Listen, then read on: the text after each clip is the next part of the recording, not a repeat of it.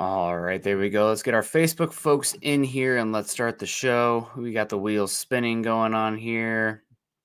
Still spinning. Oh, we got an error on one of them. Let's try that one more time. Come on, folks. I know it's Monday, but we can do this. There we go. All right. Welcome in. It is Monday morning, another Victory Monday, Scott. I am Nick Kendell, joined by Scott Kennedy. This is Broncos for breakfast. Scott, did you have a good weekend? Anything fun going on? We talked weather already. Did you go out and do anything? Is it football season? What's new? Yeah, watch some football. I'm not getting the joy out of Chelsea that I have been. They're painful right now. But I went out on my bicycle at 3 o'clock on Saturday afternoon because why not go out when it's 98 degrees and you haven't been out in a while? It took me 90 minutes to stop sweating when I got back. That's probably not good.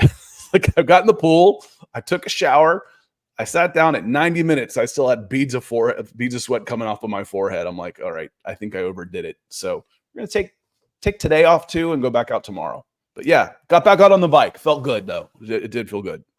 Well, good. Yeah, I'm a sunrise hiker when I can help it. And that's out here in Washington where it's not typically so hot. And the heat, I'm delicate to the heat. I don't do so well when it's super hot and exerting myself. I just perspirate too much. So I'm feeling you there. You wouldn't catch me dead, even being outside at 98 degrees, unless I was in a pool under shade. Well, it's not the heat that is holding me back. It's being old and out of shape that is holding me back. I don't mind being hot if I'm doing something that is going to get me hot and sweaty anyway. Yeah. So it's like, the heat, what really sucks, like, oh, I need to run an errand and the car's 150 when you get back and you burn your hands on the steering wheel and you sweat through your clothes. I'm like, all right, this is nasty. Anyway, welcome in, everybody. This is Broncos for breakfast. Hope you are doing well, and I hope you all enjoyed the weekend. I know you enjoyed that game last night. That's for sure. Yeah, it was good. It was a lot of fun.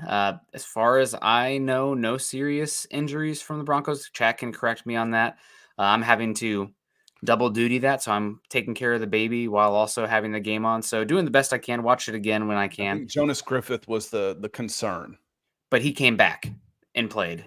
He came back on the field. Did he? Okay. I'm pretty sure he came back. Either they showed him on the sideline or he was back on the field. But the consensus was, oh man, we were really concerned about Jonas Griffith. Thank goodness he's okay. So we'll hear if we hear more. That was Ellis. No, Griffith too. Okay, good. I missed that part. And again, as we're pushing midnight my time in a preseason game, third and fourth stringers, my attention wanes just a little bit. Apologies. So yeah, I hadn't seen that yet this morning. Yeah, and Jeremy comes in and says Jonas is fine.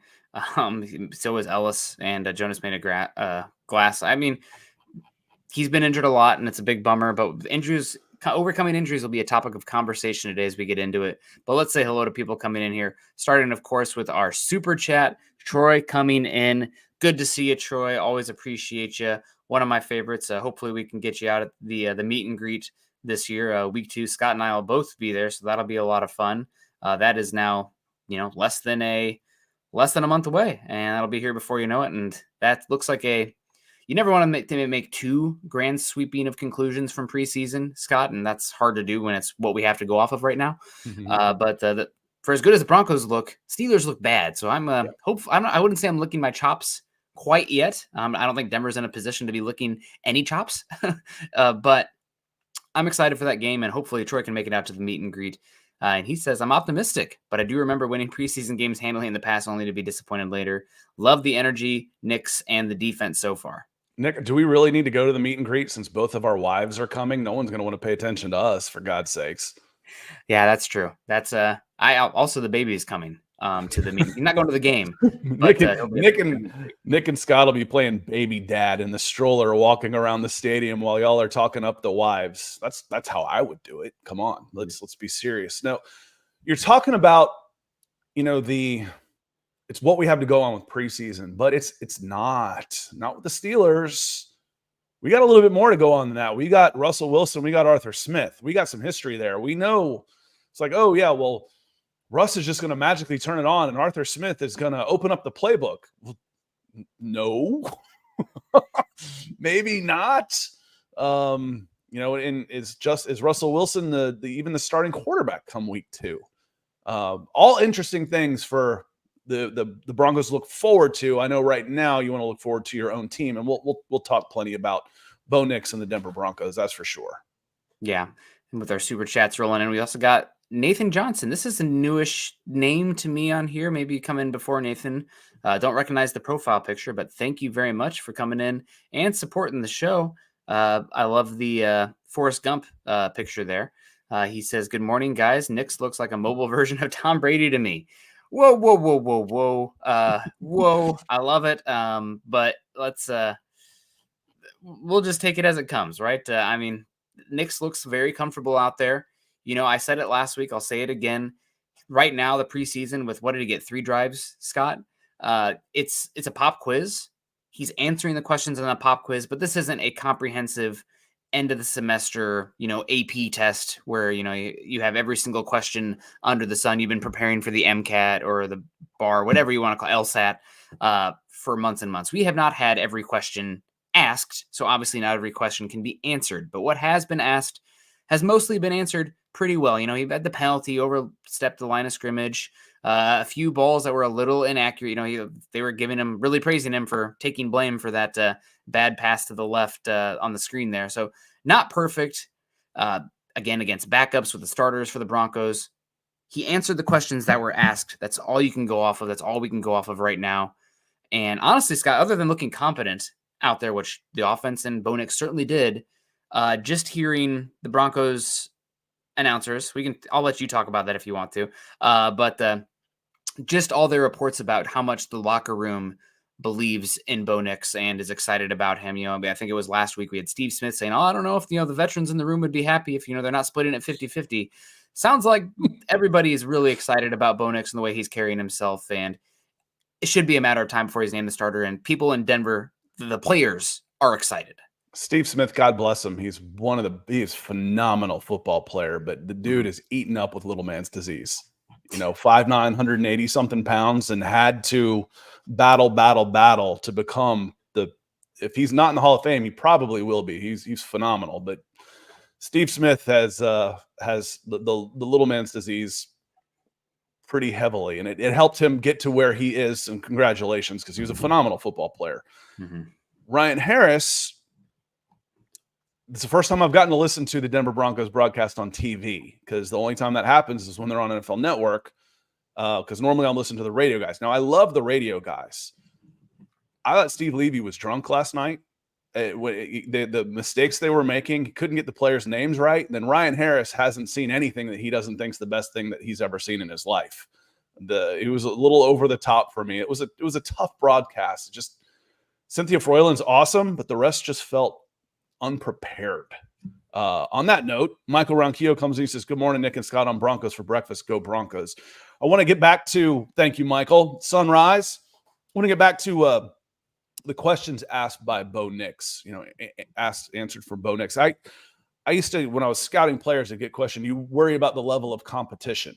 Not necessarily, I'm from Georgia, and every good player you've ever heard of, including Champ Bailey, played small school ball. They played in little towns in middle South Georgia and single A, double A ball.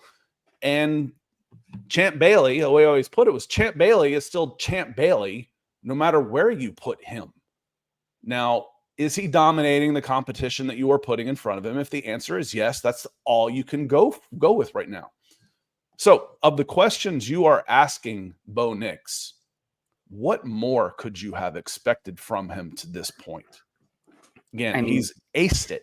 He has aced the preseason. Aced it. Yeah, and again, how many throws are in like really crazy tight windows outside the line of scrimmage or outside the hash marks? He hasn't had to make those throws.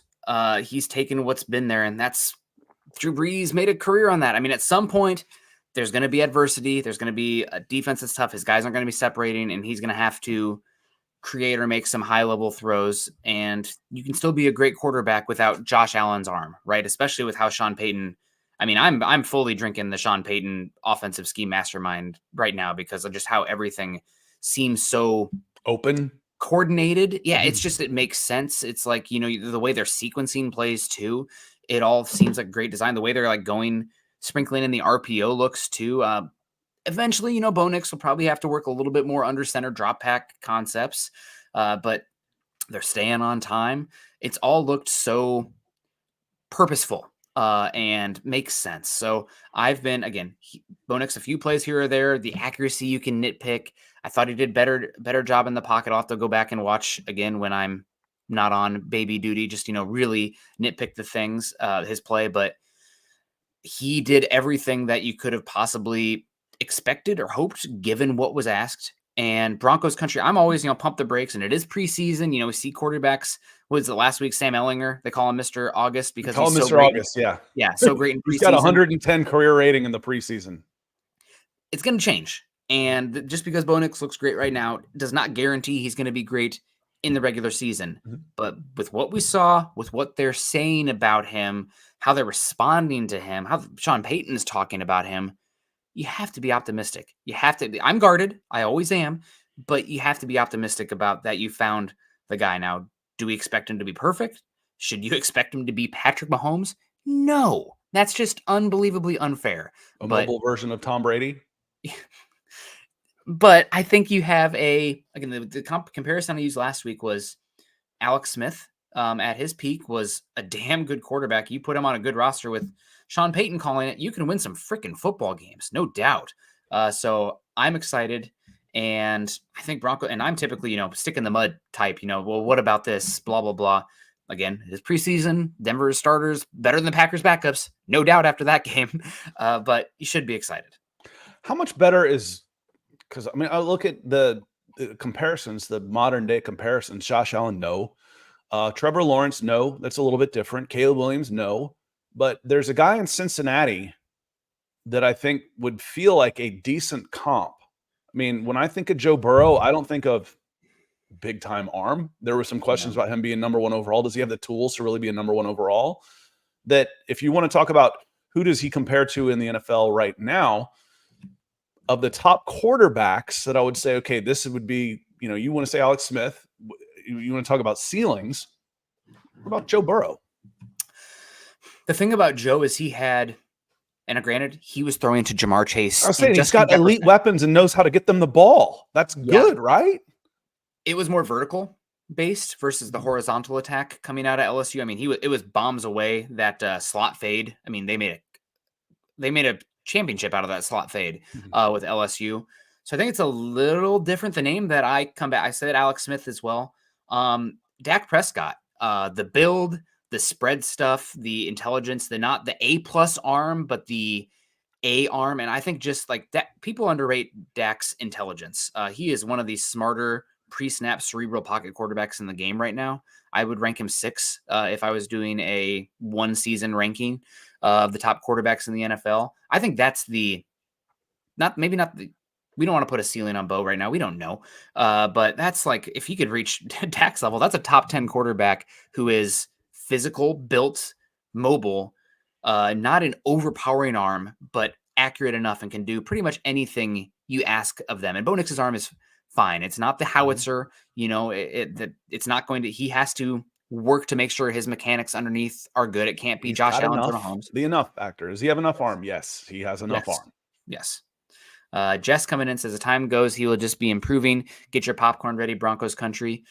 Yeah, it is really nice to have belief in what Denver's has the direction, the quarterback, and also just the pairing of the quarterback with the offensive mind. It's not that you have the hotshot offensive coordinator that like, oh my gosh, we really love the synergy here, but he's going to be gone in a year.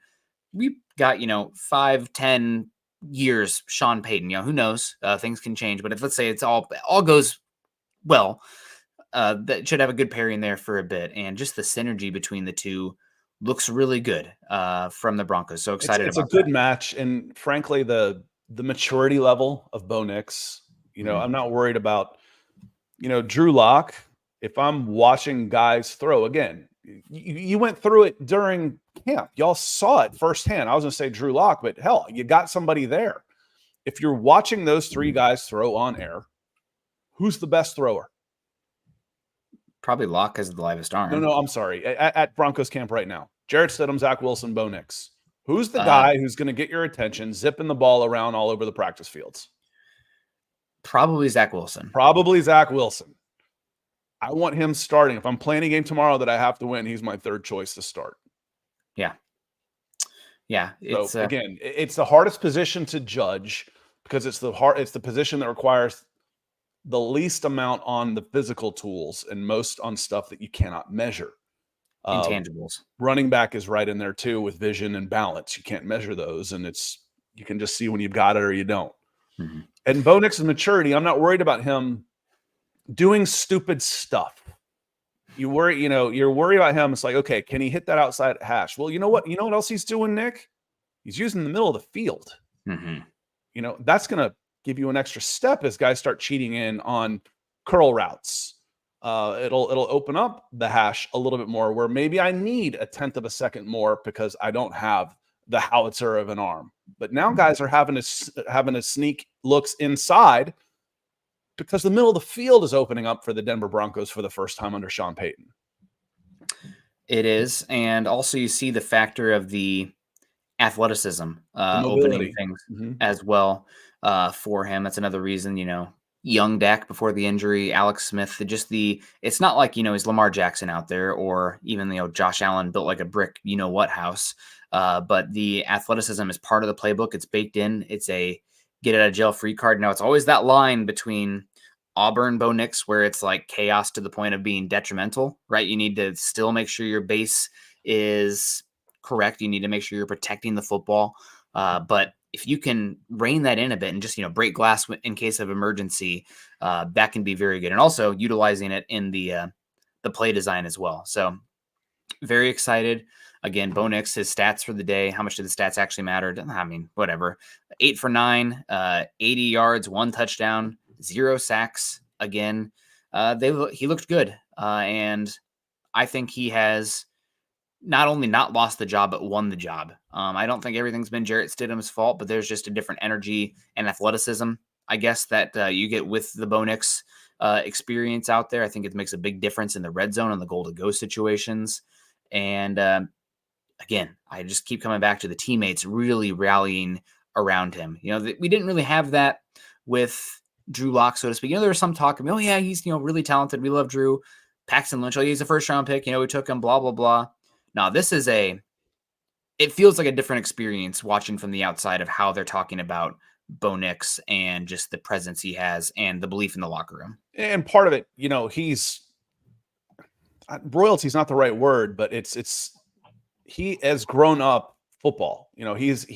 We talk about it all the time that the son of a coach. Well, he is the son of a coach. Mm-hmm. And it's a different mentality. He's been around the game forever, that nothing's going to feel too big. He knows the ins and outs on how to treat your teammates.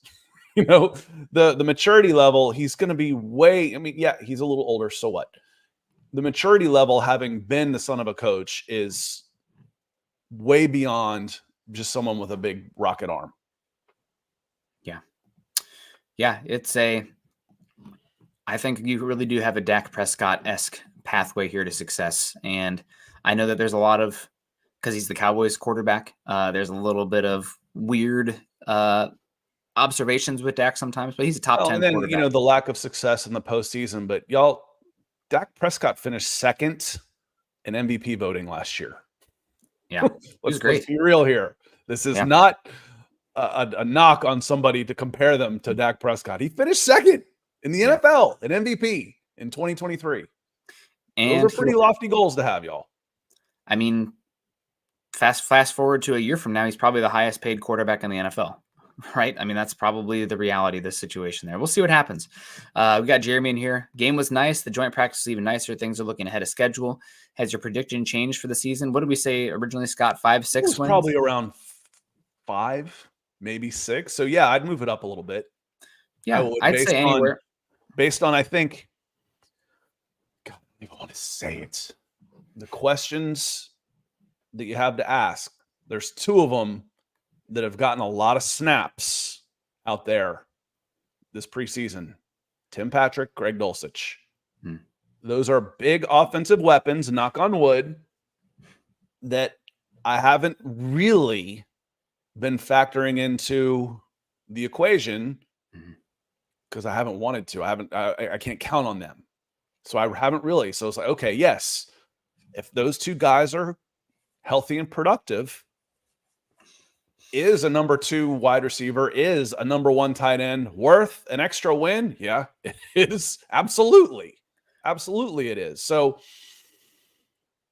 I'd probably go 7.5 right now and say 8 and 9 again, which coming off with a rookie quarterback and eating $70 million in dead cap and what is basically a rebuilding type of year, going into next year with another full set of draft picks and a S ton of money, you're headed in the right damn direction. And yes, Bo Nix looks like a guy you can count on for even, you talk about Dak Prescott. Well, Andy Dalton on a rookie contract was pretty damn good too. If you can get good play from Bo Nix, even if he's not a superstar, but you can get superstar production out of him, man, the sky's the limit. The sky's the limit over the next couple of years. Yeah. Especially when guys like Tua and Purdy and all these guys are going to be getting $55 million a year. The floor is high. Yes. For Bo Nix. It's like, okay, the worst you're going to get out of Bo Nix ain't that bad. Yeah. Again, we have not seen much on the field adversity in the 2 preseason games so far. And he does have a little Zach Wilson. I don't expect Desmond Ridder. I don't expect Kenny Pickett. No. He's going to be better than those guys. Yeah. There are some things that we just don't have answered yet as far as what does it look like when you are pressed in the drop back game and having to make more full field reads. Is he going to be able to trust the pocket and manipulate the pocket versus, trying to bust out and create? Is he going to make some questionable throws? Probably. Are those things that he can get better at over time? Again, we just don't have every question answered, but based on what we've seen, there's reasons for optimism, just knowing we don't have the full picture yet in a very, very small sample overall. But yeah, definitely a reason to be excited. Jason O'Neill says, good morning. Haven't been able to catch show live in a while, but I'm here now. Let's go Broncos. So far, so good. Absolutely good to see you. Hope you're doing well. Desert says he thinks Broncos will go 10-6. Not sure about game 17. I think right now, I'm with you, Scott. 7.5 is a good number. I was going to say anywhere from 6 to 9 wins is what I would expect from this Broncos team. It's 69 wins. 6 to 9 wins. Sorry. 629. Yeah. 629. No, that's I still don't really love the depth of this team. And we kind of saw it yesterday, specifically on the offensive line. I mean, that was granted who has a good backup offensive line, but I thought the offensive line showing was really rough, especially the right tackle, Crum. Oh my God. That was I would have turned, if he was a prospect, I would have turned that off about 2 plays in and be like, this is not worth my time. Yeah, we're done. Yep. But Tinder real quick says Cliff said 11 wins this year, and then he kind of 11-6, or 6-11. Yeah, way to go out on a limb there, Mike. I mean, I did say 6 to 9 wins. That's a little smaller range, but we'll see. We talked about it all offseason. This team has so many unknowns that the error bars are wide, right? If we had an idea of all these players, they're veterans, we can probably nail in a little bit closer, but it's already preseason. You don't know. Sean Payton, year 2, the error bars are wide. So could this team go on a tear? They're too young to know what they don't know, right? And win 12 games? Not probable, as Cynthia Freuland, talked about yesterday with the 11 wins, but you are a wide variance team right now. And there's reason for optimism when you don't know what you don't know. Now, is that the equivalent of rolling Yahtzee over and over again? Maybe, but it can happen. It can happen. We'll get through the whole preseason, and the week of week 1, we'll do another game by game prediction. Yeah, we got 2.5 weeks. A lot can change over the course of the next 2.5 weeks. James B says, good morning. Bo and Stidham are our quarterbacks. Bo taking week 1 start. Anxious to see the first team defense week 1. Offense seems like a project. We're ahead of schedule. Exciting times ahead. Yeah, I am. I'm definitely all in on the Sean Payton offense here. It just, everything looks like it makes sense. Good morning. I thought Nix played quite well from rookie from string guy and earned the starting quarterback spot. Kid still has some rough edges. He's not resetting his feet after he scrambles. It just depends on the the time of the throw, like sometimes it works out well, especially if a guy's wide open and you just need to get it out there quickly. There's a little bit of improvisation where you just kind of flick it out there and it works. But there's going to be some times where he's going to need to reset and fire it in, and he's going to need to reset for the accuracy and the type of window. So it's always a little bit of reining it in and understanding the moment. You do want that improvisation, maybe not the crazy behind the back stuff that we saw from Mahomes this week, but it's a fine line to walk, no doubt. I don't know. With quarterbacks, like, yeah, we like to get hung up on mechanics and all that kind of stuff, but I grew up with so many guys. It's almost like a batting stance that I look at results more than I do the mechanics. There's just no one right way to do it. I mean, if you showed me Phillip Rivers throwing a football right now, I'd still say, no, he's not a quarterback. I mean, I grew up with Bernie Kosar. Y'all remember Bernie Kosar? Yeah, Denver Broncos fans, if you're older than 40, you definitely remember Bernie Kosar. Some of these guys you just couldn't believe were quarterbacks. I mean, so how have the results been for Bo Nix? Really, really good. One incompletion. I was like, Chad, we were doing the MHH pod last night, and he was like, was it this? I was like, no, it was this one. It's real easy to remember it when there was only one. There's only one incompletion. And, going over the middle to your tight end. Again, it's not just all dump offs. There's some over the middle throws that open up the field in a way that is going to be good for the offense. Can he run this offense? Yes, he can. How would I handle next week? I said it in the back end, and Chad mentioned it. How would I handle next week? I would start Zach Wilson. If it's actually any kind of competition at all for your backup spot, Zach Wilson has had to go third both games. I would start Zach Wilson. I would play Jarrett Stidham. I don't need to see Bo Nix anymore. He's gotten a lot of action in the first two games. Let's get a battle for number 2, and let's make sure you don't hurt your starter. Yeah. And again, I mean, not to be a stick in the mud, but like Kenny Pickett's rookie season, preseason, he was dominant on the field. I think he led 8 drives, and they were all 8 touchdown drives or something insane. He was 80% completion percentage, 3 touchdowns to no interceptions in that 2022 preseason. So it's a different level when you get to the regular season. So again, I'm really happy that Broncos Country is excited and everything, but also, he's answered the question so far, but we're about to go from, physics 100 to 200 here, right? It's going to be a different test, a little tougher, especially with the week 1 matchup versus Mike McDonald, who has one of the more innovative defensive minds in football. And Scott, do you remember who my number 1 defensive prospect was in the draft this year? Wasn't Terrion Arnold, was it? No, it was Byron Murphy. Okay. Byron Murphy. And he's been showing out in Atlanta. I'm going to be curious to see how the not Atlanta. Broncos, or excuse me, for Seattle, but other birds, other coast out here where I'm at. But be curious to see what happens out there. He looks like a problem. Jamal Killings, good morning, Broncos Country. Dom's in the house. Robot of Doom in here. Good to see you. We got our guy Shy says, when are they going to announce Bo Nix as starting quarterback? Not until they have to. I mean, yeah. Do they follow what they do? Because it won't surprise me, Nick. Sorry to interrupt, but before the week 1, but you'll have him taking reps with the ones. Maybe he comes out and says it, but I don't expect anything this week. I expect them to say, just follow the actions. The actions are, yeah, we're gonna start Zach Wilson. He hasn't had a chance. Then we're gonna follow our regular plan, and we're gonna go Stidham with the number 2. Are we gonna see Bo Nix at all? Maybe. We'll see. Well, I'll let you know about that. Are you ready to name a starter over the bye week? No, we're not quite ready to do that yet. I don't expect them to name a starter. I expect every single action we see from here until he has to name a starter to show that Bo Nix is the number 1 quarterback.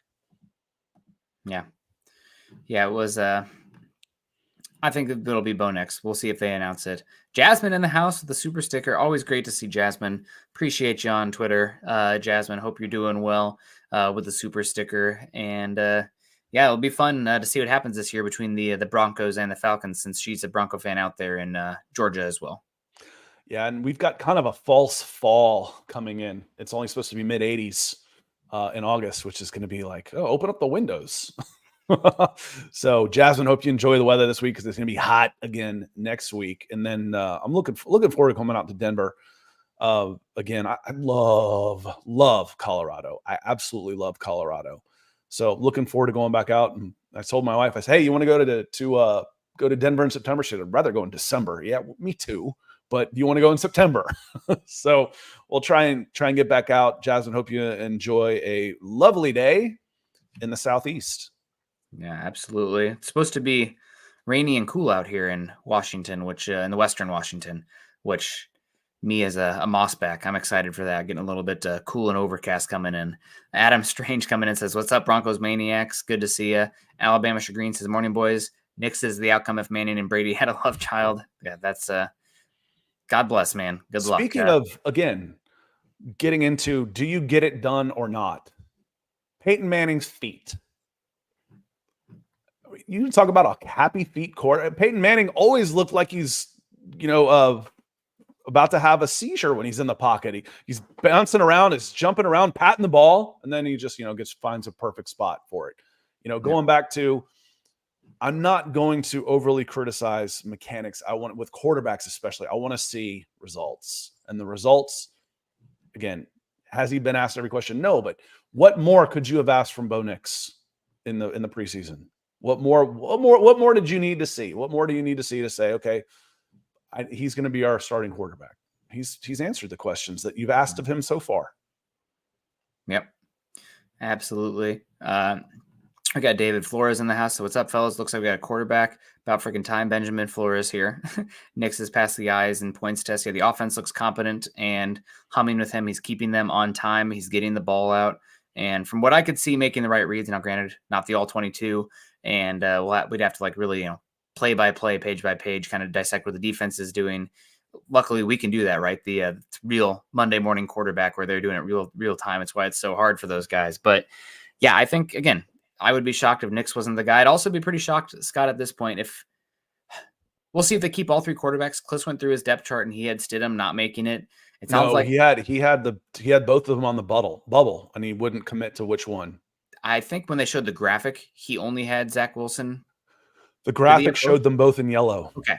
The graphic showed them both in yellow, and he was adamant that Jarrett Stidham deserves to be on this team for whatever that's worth. But financially, if they decide to keep two, Zach Wilson makes more sense.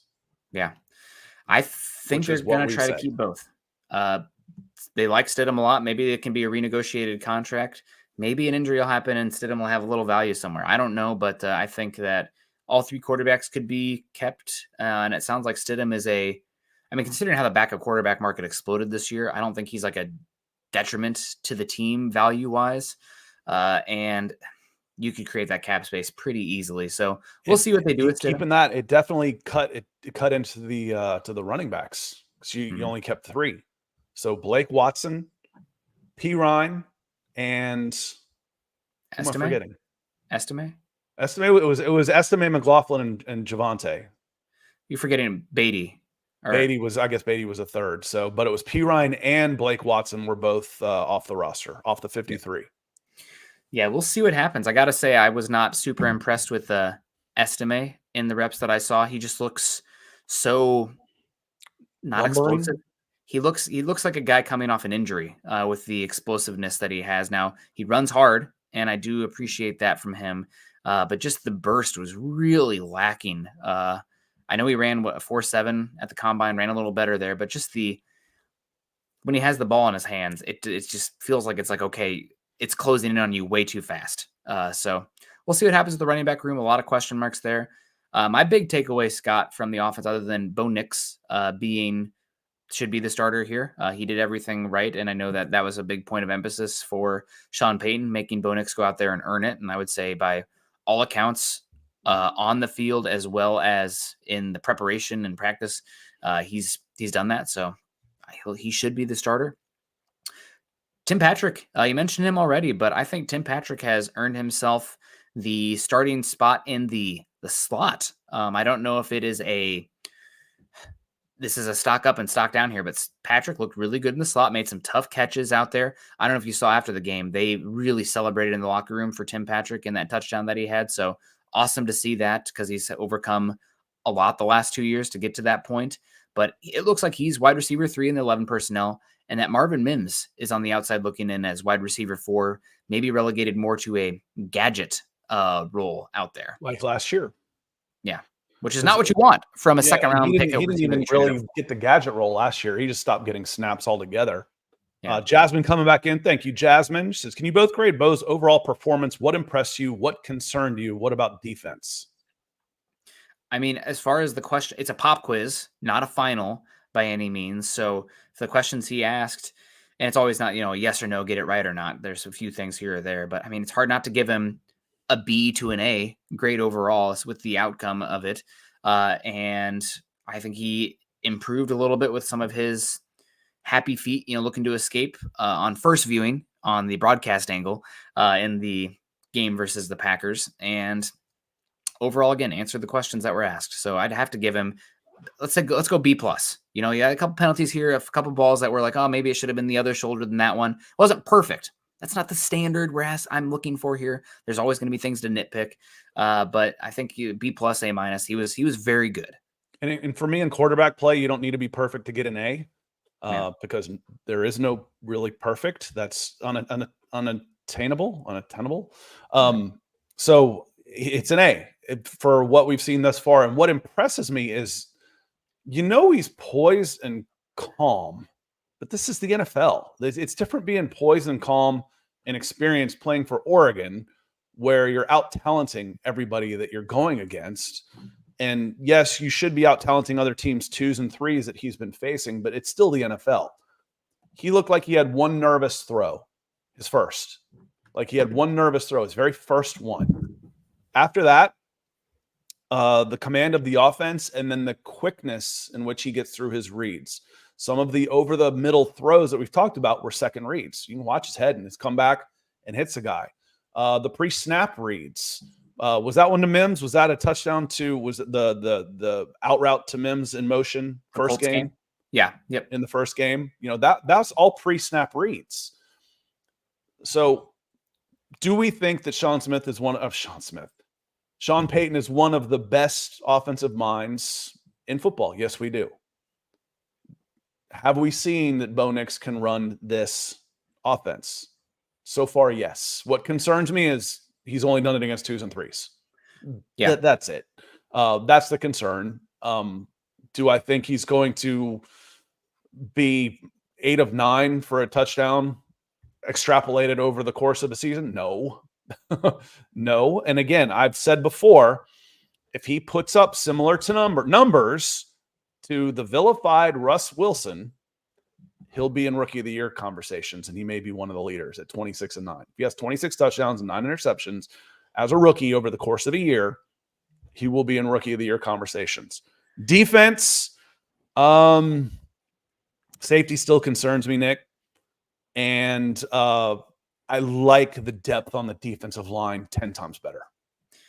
Yeah, I still have questions about some of the defensive tackle talent. I mean, I think that Zach Allen was a problem last night in the snaps. I mean, he was a problem to finish the last half of the year last year. He's settled in and he's good. Yes. He's probably one of the top 15, 20 interior pass rushers in football right now. And Denver paid him, what was he last season as a free agent? 24 years old, 25, really young for a second contract player, and still filling out because he played edge at Boston College, I think even early on for Arizona as well. So still kind of learning that position, but really, really good player. Excited to see what him and John Franklin Myers can do. Roach, I think, fills a role as well. We'll see what DJ Jones, I think he can fill a role. I think I wasn't super impressed last season. I know some people were, but he's one that, he might be a shocking cut. We'll see if anything happens there. Who's your shocking cut? What was that? DJ?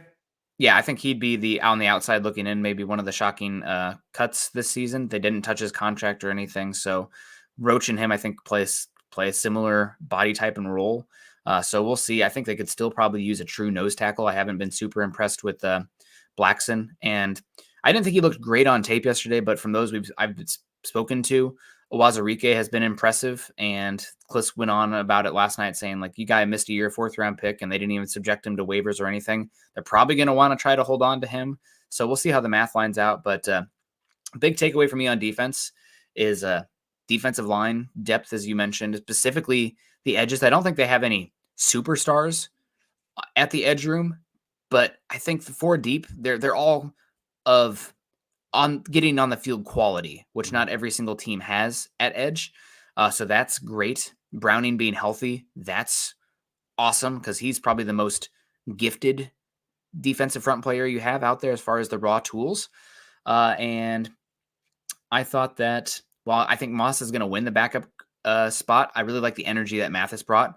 Some big hits out there from number 27 flying the ball. You can see the athleticism. So even if he doesn't win the starting spot, I'm excited to have him on the roster because you never know with the cornerback position, right? I think he's still 2 years of control left. I thought Mathis had a pretty good game overall. Also another player on the back end that brings energy. Key. Not perfect by any means, but some big hits. He comes down like a missile. So fun to watch. I'm very concerned about the spine of the defense, that being linebacker and safety. But those can be short-term problems given how the NFL flows through talent at those 2 spots every offseason. Yep. So we got one more preseason game to go, then a week off as they set the 53, and we'll see if we have any of those surprise cuts.